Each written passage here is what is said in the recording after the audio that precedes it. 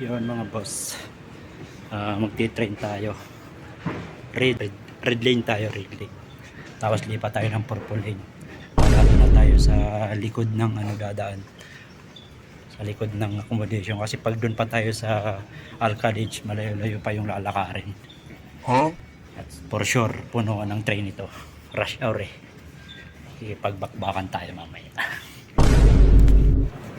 Ayan mga boss, magpupurpulin tayo. Makalipat na tayo. Ayan na, purpulin mga boss.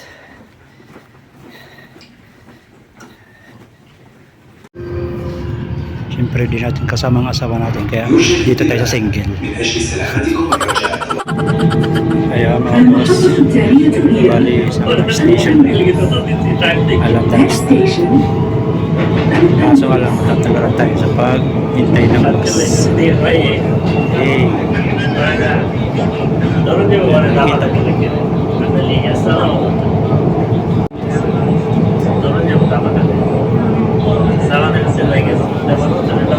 Wala eh.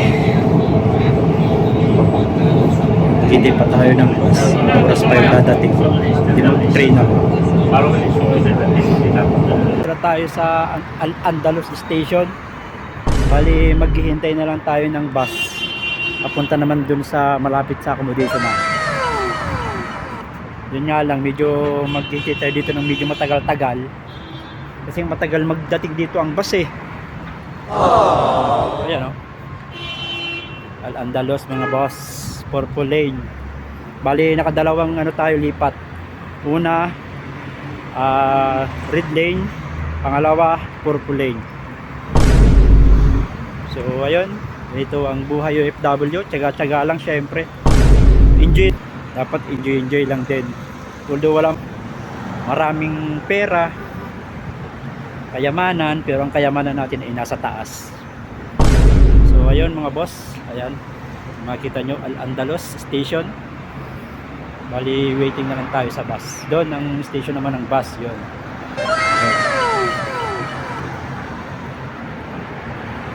So ayun boss, waiting na lang tayo ng bus.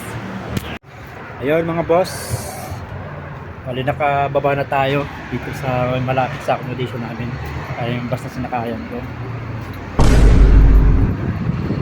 Ay, nakarating din. Alas 8. Ay, thank you Lord. So ayun mga boss,